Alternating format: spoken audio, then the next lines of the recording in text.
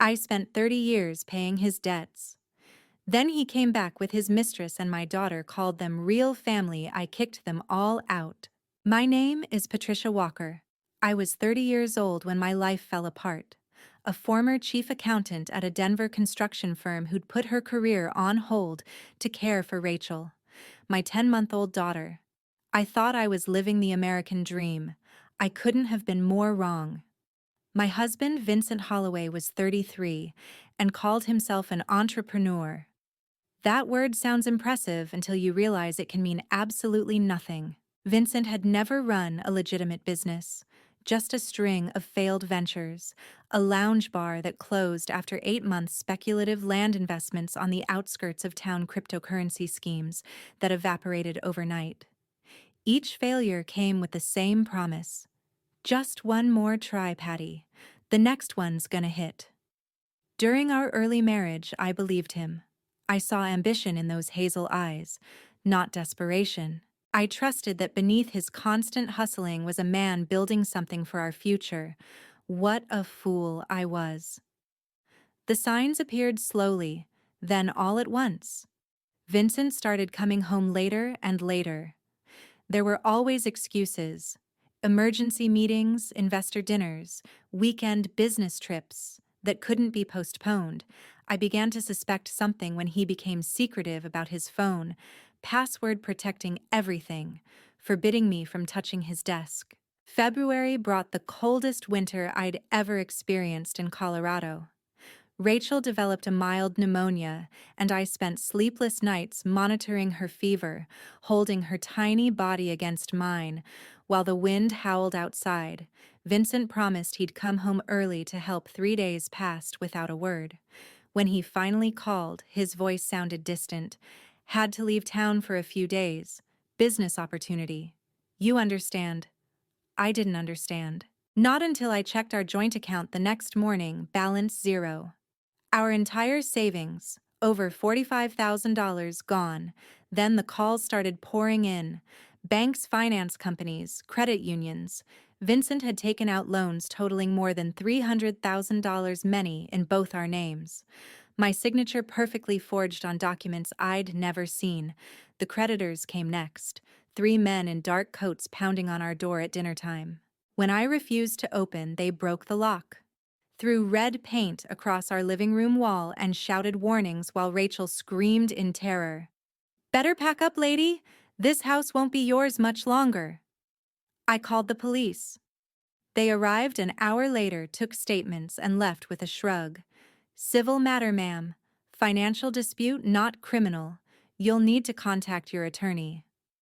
1 week later, an unmarked envelope appeared in our mailbox. Inside, Vincent's wedding ring, our marriage certificate torn in half, and a handwritten note that burned itself into my memory. "Don't look for me. Take care of yourself and the kid." The loan company representatives were brutally clear. "If you don't pay within 60 days, we'll seize the property."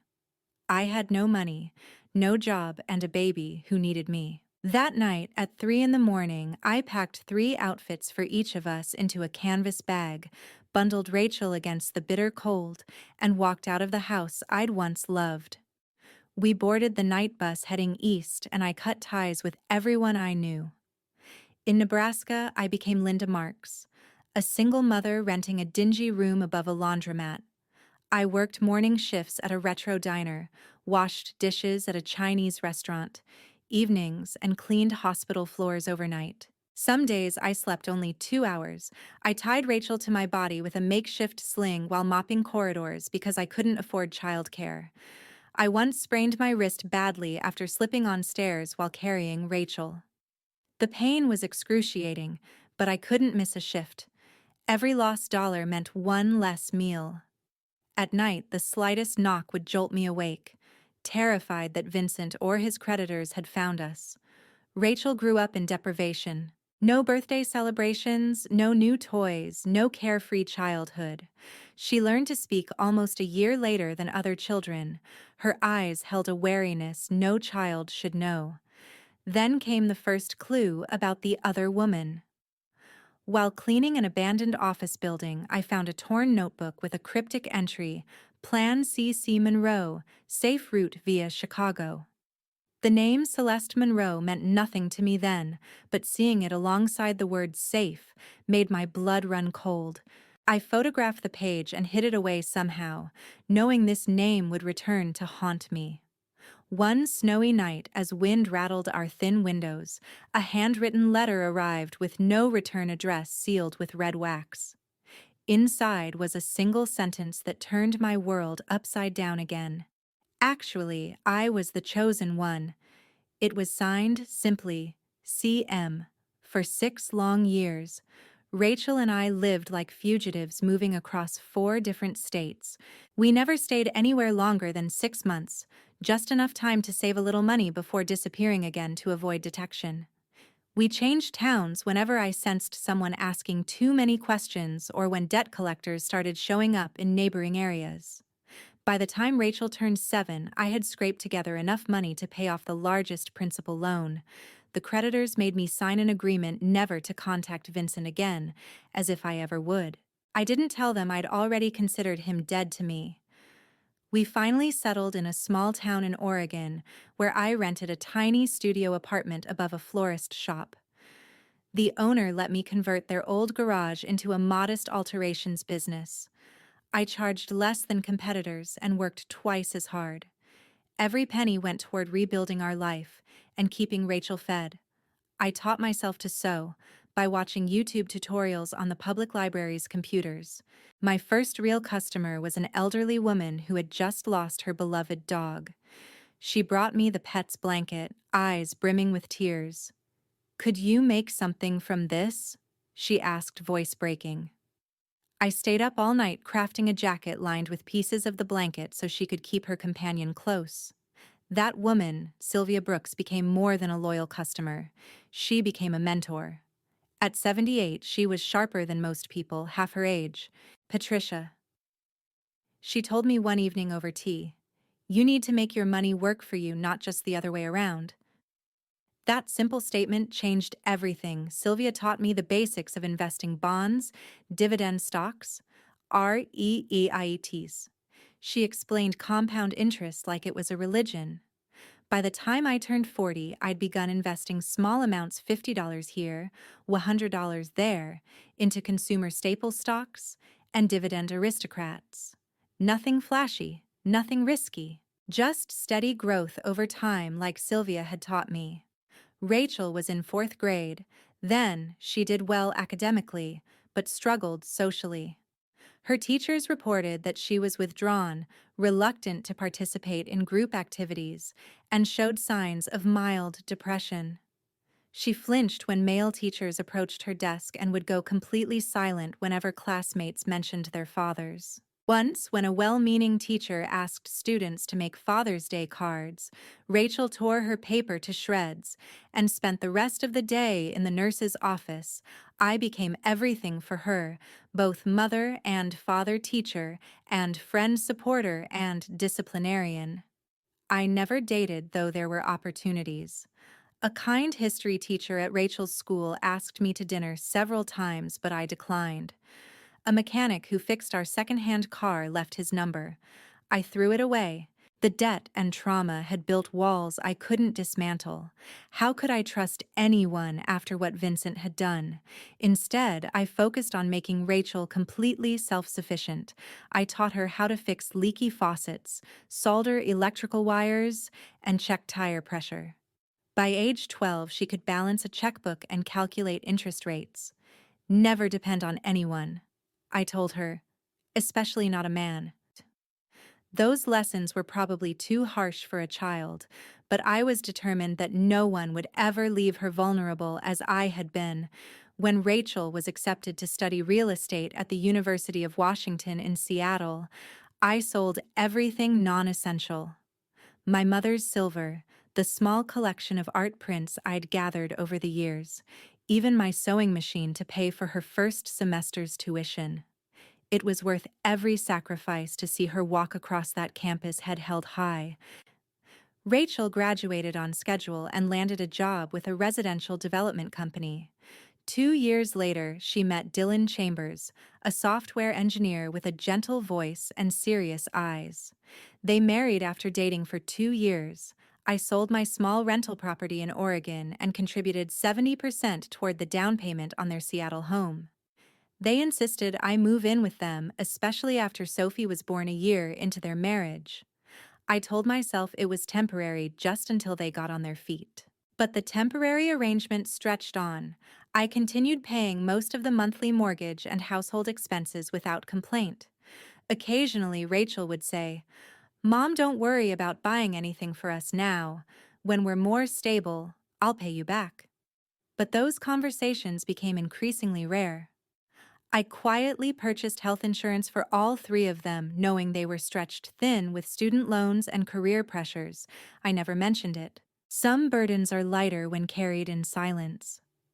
Last month, one of my long-term investments, a small technology company Sylvia had recommended 15 years ago, unexpectedly soared in value. My net worth crossed $3 million practically overnight. After 3 decades of sacrifice, I could finally give Rachel what I'd always promised: a home of her own, free and clear, with no one to depend on but herself. I spent weeks secretly working with a realtor, finding the perfect property in a safe neighborhood with excellent schools for Sophie. I planned to surprise Rachel on her birthday, just 2 days away. The night before my planned announcement, an anonymous email arrived in my inbox. The subject line read simply, "Just so you know." There was an attachment, a video file. I clicked play. The screen showed my daughter Rachel sitting in a sun-dappled garden laughing. Her arm was draped around the shoulders of an elegant older woman with silver-streaked hair, Celeste Monroe. My daughter rested her head against this woman's chest as naturally as if she'd done it 1,000 times before. "Mom today was perfect," Rachel said softly. And then the camera panned slightly to reveal a third person sitting beside them, raising a glass in toast: Vincent Holloway, my husband who had abandoned us 30 years ago, looking older but unmistakable. All three smiling together like a family reunion I hadn't been invited to. My hands trembled as I replayed the video, the clock on my nightstand showing 11:30 p.m. The darkness of my bedroom only emphasized the bright garden scene on my phone screen. There was Rachel, my daughter, sitting in the lush backyard of what appeared to be an expensive home. She looked radiant, happier than I'd seen her in years. On her left sat Celeste Monroe, hair elegantly pulled up in a bun, wearing a teal dress that probably cost more than my monthly contribution to the mortgage.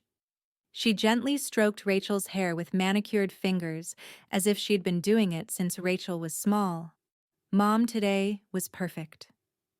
Rachel's voice was tender, loving the tone she used to reserve for me when she was a child. The word "mom" directed at this woman felt like a knife, twisting in my chest, making it almost impossible to breathe. And there, on Rachel's right, sat Vincent Holloway, my husband, the man who'd abandoned us 30 years ago to a mountain of debt and a lifetime of struggle. He was pouring wine for both women, smiling as if he were hosting a casual Sunday dinner, as if our family had never been shattered by his betrayal. I dropped the phone, as if it had burned me. For hours I sat motionless on my bedroom floor, my extremities growing cold. The questions cycled endlessly. How long had this been going on? Why didn't Rachel tell me? How could she call that woman Mom when I was the one who had sacrificed everything: my career, my youth, any chance at happiness to raise her? Sleep was impossible. My mind raced all night, my heart feeling as if someone had reached inside my chest and squeezed every ounce of blood from it. By dawn, I was still sitting in the same position, numb and hollow. Just after 1:00 a.m., I heard the front door open. Rachel, Dylan, and little Sophie were returning home. I recognized the pattern of footsteps. Rachel's quick steps, Dylan's heavier tread, Sophie's little jumps. A soft knock came at my bedroom door. "Mom, are you still up?" Rachel's voice was casual, normal. Sophie's hungry. Could you make her something to eat? I struggled to my feet, disoriented after hours of sitting motionless. As I reached for the doorknob, my phone vibrated with a text message from Maria Lopez, an old friend from Oregon who had moved to Seattle last year. Just saw Rachel at Westlake Mall with Vincent and Celeste. They looked super close. Did you know? I quickly reopened the video, scrolling through it once more. My finger accidentally paused on a frame where Rachel was looking at Celeste with adoration, calling her Mom. Right at that moment, I opened my bedroom door. Rachel stood in the doorway, her expression changing instantly when she saw what was on my phone screen. She froze. I thrust the phone toward her. Explain this, and don't you dare tell me that's not your father. Rachel sighed deeply, not even attempting to deny it. I only reconnected with him recently. Don't make a big deal out of this. Mom. Don't make a big deal. My voice erupted from somewhere primal. He disappeared for 30 years. He left us drowning in debt. And now you're hugging that woman and calling her Mom. The look Rachel gave me was chilling, a mixture of pity and contempt I'd never seen directed at me before. Celeste is kind and warm, she said evenly. Not like you, always angry, always controlling. Those words hit harder than any physical blow could have. Dad told me he left because you suffocated him, she continued. You're always clinging to the past, never letting anyone breathe. There was no apology in her voice, no recognition of how her words might hurt me. Instead, she blamed me for Vincent's disappearance, as if I had orchestrated my own abandonment. Something snapped. I raised my hand, palm open, ready to slap my daughter for the first time in her life, but I stopped mid-motion, my arm suspended in the air between us. That's when Sophie darted into the room. Seeing my raised hand, she ran at me, hitting my legs with her tiny fists. You're a bad grandma. You're not my grandma. You made Mommy cry. I hate you. She screamed, her face contorted with a rage no 6-year-old should possess. Dylan stood silently in the hallway, watching the scene unfold without intervening. He merely reached out to take Sophie's hand and pull her away, his expression unreadable. Rachel stared at me, her eyes cold and unfamiliar. It was because of you that Dad had to disappear from our lives, she said in a voice so detached it could have been discussing the weather. And now you're trying to destroy my family too. In that moment, looking at my daughter, this stranger wearing Rachel's face, I realized that the family I had sacrificed everything to protect had already been stolen from me. And the worst part, they thought they were finally complete without me. I had planned to tell Rachel about the new house the next morning, the beautiful property I'd purchased as a gift to fulfill my long-ago promise. But after that confrontation, the thought of giving her anything made me physically ill. The daughter I'd sacrificed everything for had chosen Vincent and his mistress over me. Before dawn, I contacted my financial advisor and my attorney.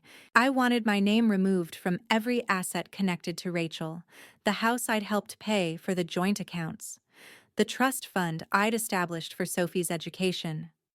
Everything. Are you sure about this, Patricia? My attorney asked, concern evident in his voice. This seems extreme. I've never been more certain of anything, I replied, my voice hollow even to my own ears. 2 days later, I went to view a luxury apartment in an exclusive gated community. I needed a place that was secure where I could start over again. At 60 years old, I was preparing to rebuild my life for the second time because of Vincent Holloway. As I followed the real estate agent through the elegant entryway, my heart stopped. There, seated in the plush visitors' lounge, reviewing floor plans, were Vincent and Celeste. They were dressed expensively. Vincent in a tailored navy suit that probably cost more than 3 months of my mortgage payments. Celeste in a cream designer outfit, her silver-streaked hair styled perfectly. The couple examining the same property I'd come to purchase. Vincent saw me first. His face went rigid with shock. Patricia. I approached them slowly, feeling strangely calm. The agent, sensing tension, discreetly stepped away. Well, isn't this a coincidence? I said. You're interested in this property too. Funny how a dead man can sign mortgage papers. Celeste straightened, attempting to appear composed. We don't want any trouble, Patricia. We just want to live in peace. I laughed, a sharp, bitter sound. Peace. After he left me to shoulder all his debts for 30 years, after you both manipulated my daughter. I reached into my purse and pulled out a legal document, the death certificate that a court had issued after Vincent had been missing for 10 years. I'd kept it all these years, never knowing it would become ammunition. Legally, Vincent Holloway is still dead.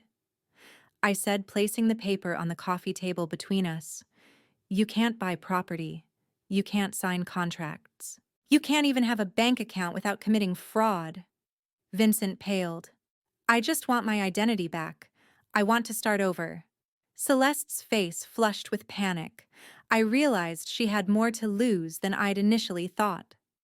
Without a legal marriage certificate, which she couldn't have, since Vincent was still technically married to me, she had no inheritance rights, no legal claim to anything they'd built together. Vincent reached into his jacket pocket and withdrew a folded check. Was $1 million. He said quietly, compensation for your suffering. I understood immediately what this was: the price of my cooperation in signing divorce papers, helping him legally resurrect himself, clearing the way for him to purchase property with Celeste. I didn't take the check, but I nodded slowly. I'll accept it. Not as a gift, but as partial payment for the damage you caused. Have it transferred to this account. I scribbled my investment fund details on a business card.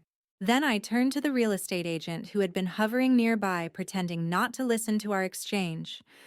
I'd like to purchase this apartment, I said clearly, today in cash, and I'd like to move in immediately. The agent's eyes widened. But Ms. Walker, there are other interested parties. I understand the asking price is $4 million. I'm prepared to offer $6 million to close today. No inspection, no contingencies. Vincent and Celeste exchanged alarmed glances. My counter-move had caught them off guard. As I was signing the final paperwork in the property manager's office, the door swung open. Rachel stood there, her face a mixture of confusion and shock. Mom, she said, stepping into the room.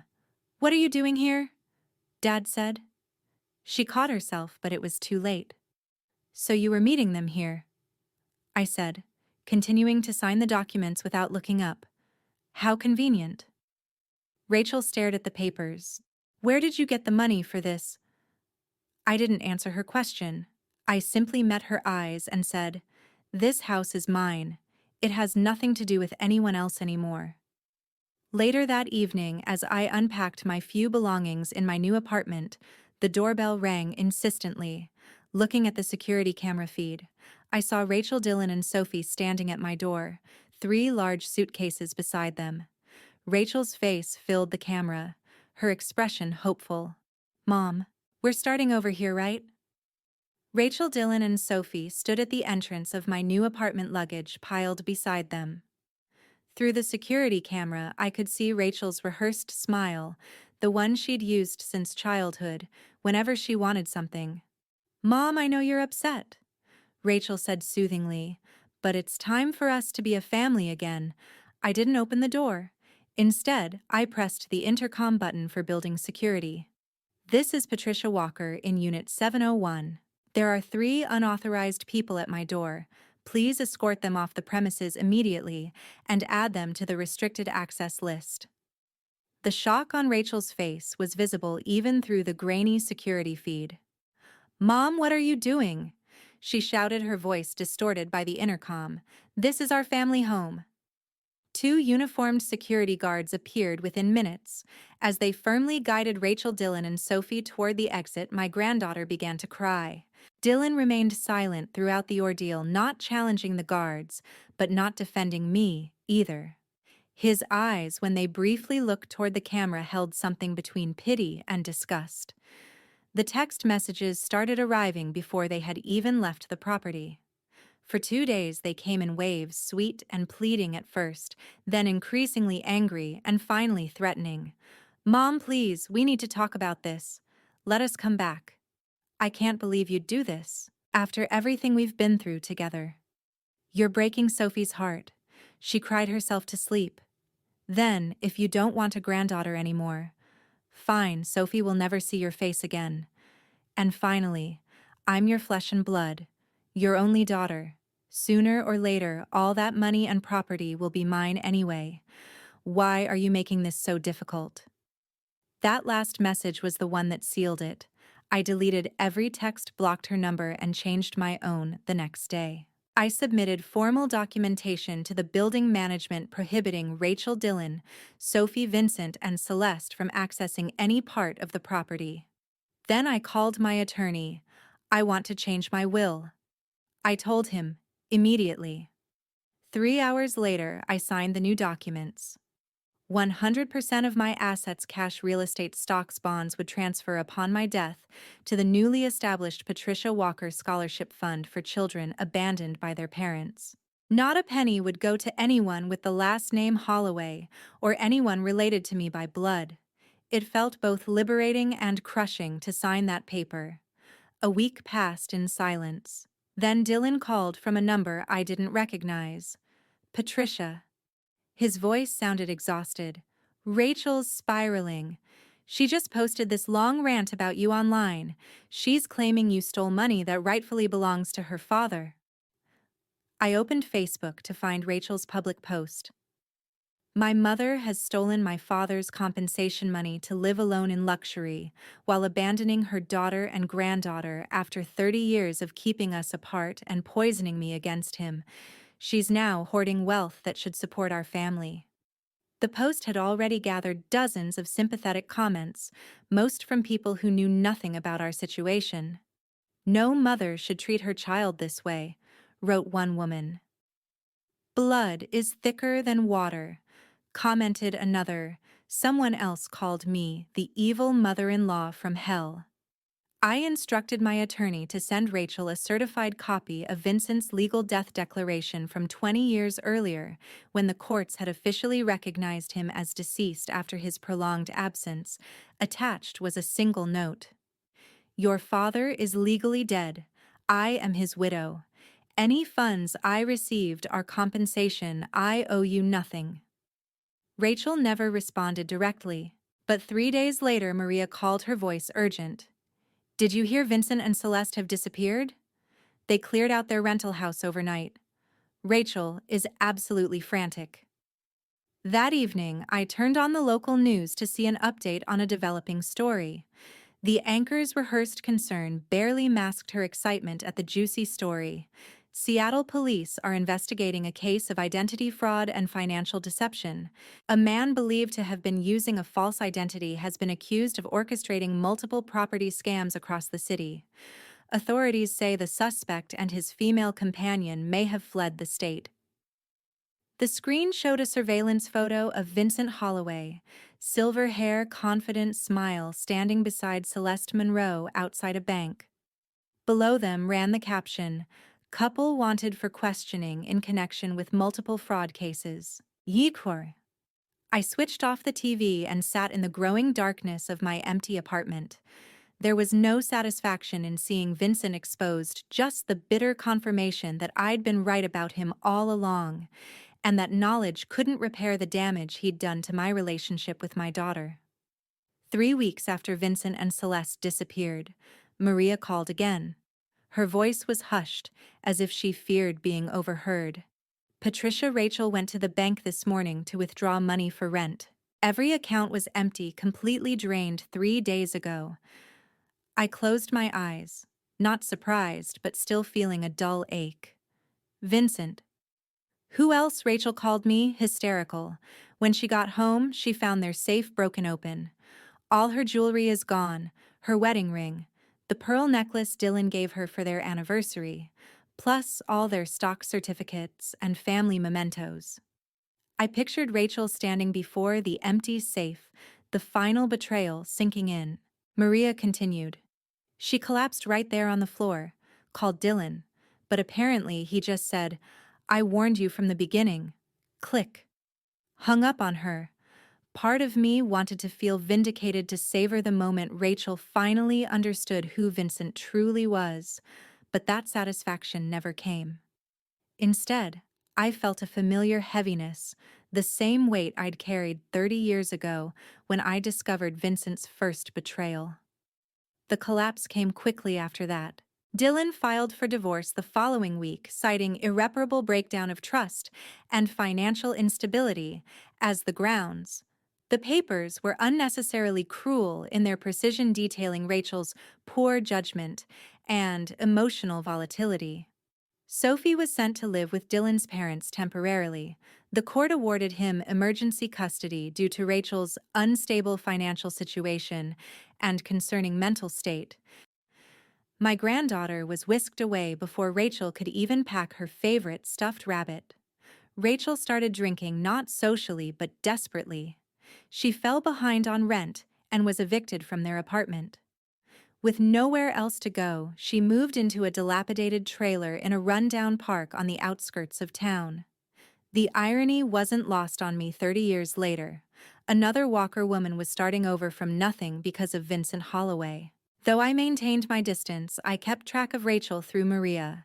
My daughter had been fired from her real estate firm following what they called budget discrepancies, likely Celeste's doing given her access to Rachel's work through their family connection. Rachel bounced between jobs: nail salon receptionist, grocery store cashier, house cleaner, never lasting more than 2 months at any of them. Her supervisors reported excessive absences, emotional outbursts, and an inability to focus. The bright, capable daughter I'd raised was drowning, but pride kept her from reaching for any lifeline I might offer. One afternoon, I discreetly contacted Sophie's school district inquiring about her enrollment status. As I suspected she wasn't registered for the upcoming first grade year, Dylan's parents had decided to move to Arizona for retirement, taking Dylan and Sophie with them, but the paperwork for her new school wasn't complete. More importantly, the tuition deposit hadn't been paid.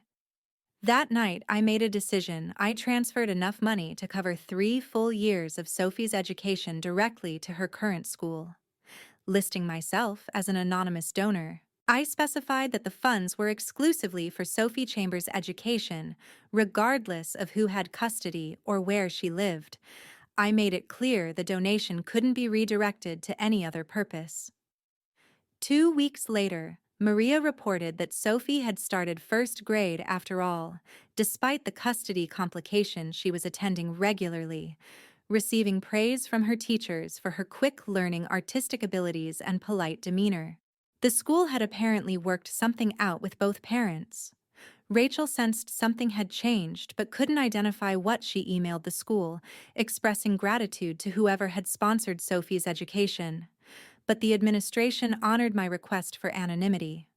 She called various charitable organizations in the area asking if anyone had registered to help her family. None confirmed any assistance. Then, on a crisp fall morning, I received a small envelope in my mailbox. Inside was a piece of notebook paper covered in large, uneven lettering, clearly a child's handwriting. "Dear Sir, Ma'am, thank you for letting me go to school. I don't know who you are, but I will be good and study hard so I can help my mommy someday. Love, Sophie." For the first time in years, I wept not from sorrow, but from the realization that I had done at least one thing right. Despite everything I'd ensured that Sophie wouldn't bear the full brunt of her parents' mistakes, the way Rachel had borne Vincent's. That evening, as I sat on my balcony watching the sunset, my phone buzzed with a text from an unknown number. "You think you've won. We're not finished yet. VH." Vincent was still out there, still plotting. But this time, I wasn't afraid. After Sophie began attending school thanks to my anonymous sponsorship, something shifted in Rachel. Maria reported small but significant changes. Rachel gradually stopped drinking, attending a community mental health program twice weekly. She found steady work at a gas station near her trailer park working the night shift behind the register. She's not the old Rachel yet, Maria told me over coffee one afternoon. But there's a glimmer of that determined girl you raised. She's fighting her way back. I nodded, careful not to reveal how much this news affected me. Then the letters started arriving, one each month, handwritten on inexpensive stationery, never longer than a single page. The first one appeared in my mailbox exactly 6 months after I'd last seen Rachel. Mom, I understand if you don't read this, but I'll keep writing anyway. I almost threw it away unopened.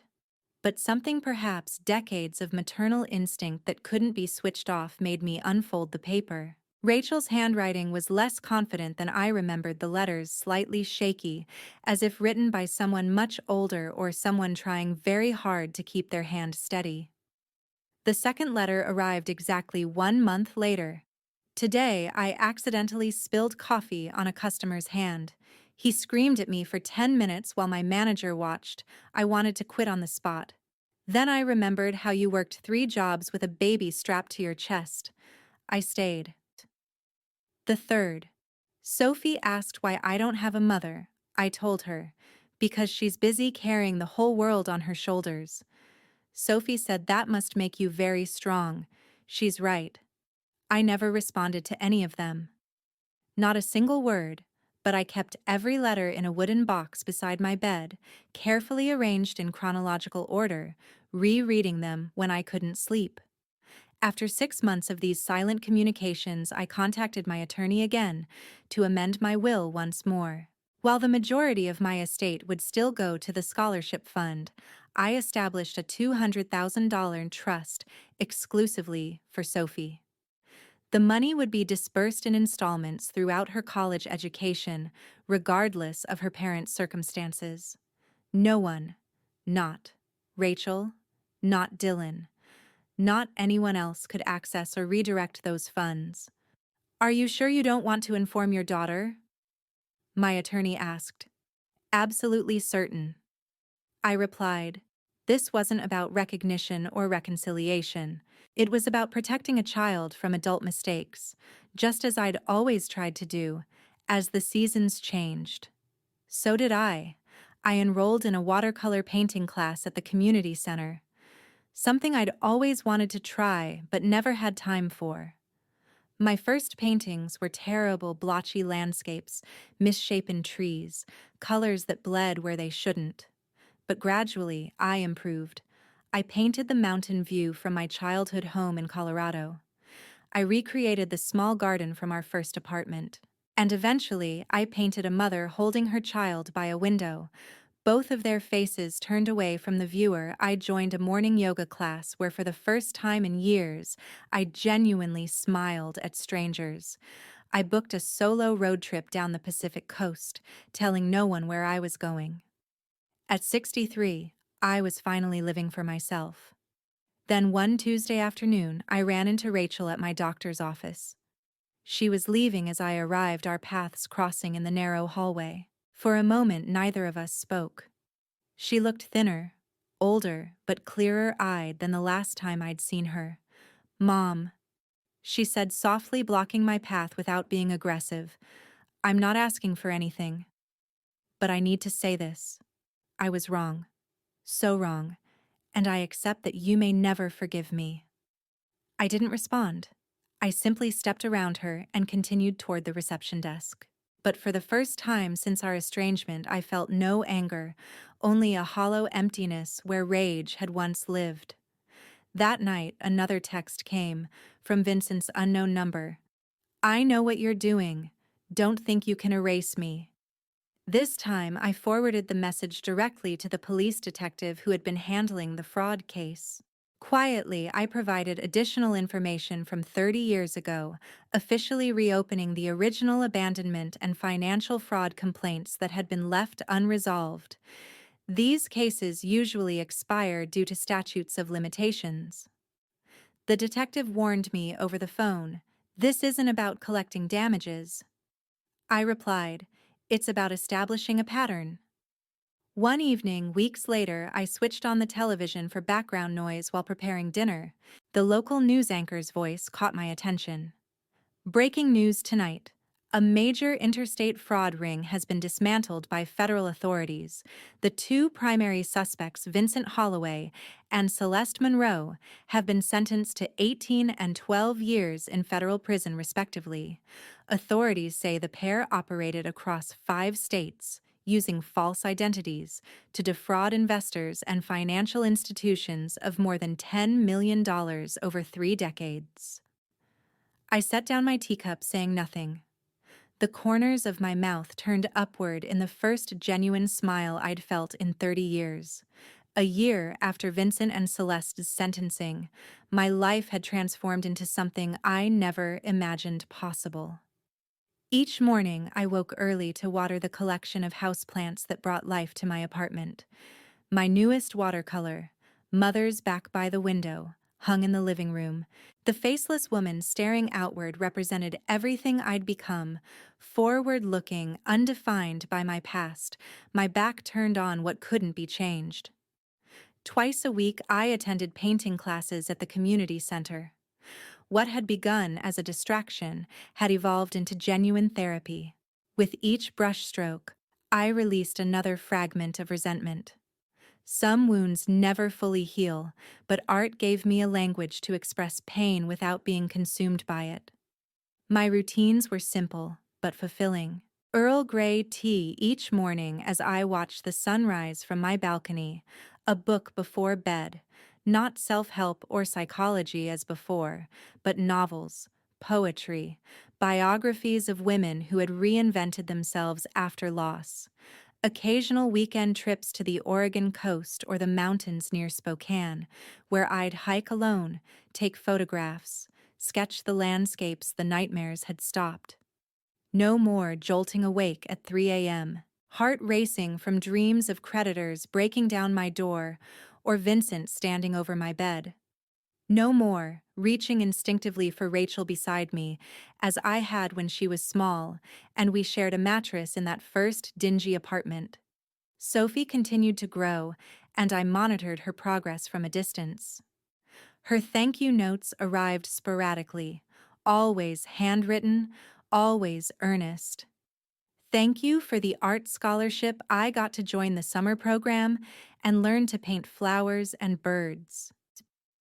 Later, Mom says I'm like my grandma, strong and self-respecting. I've never met her, but I hope I am a little bit like her.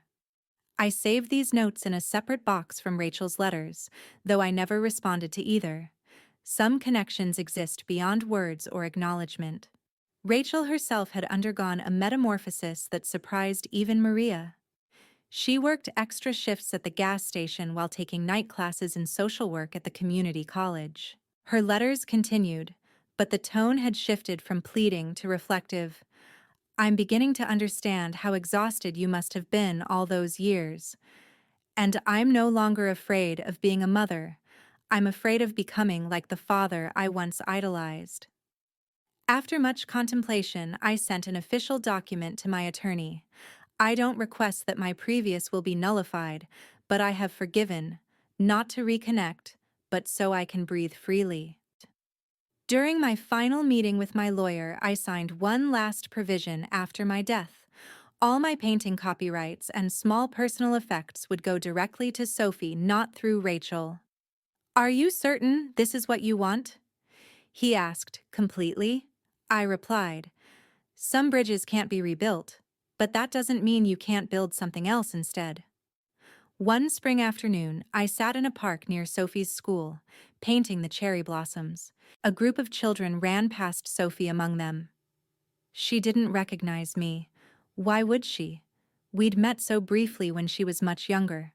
I smiled softly but didn't call out to her.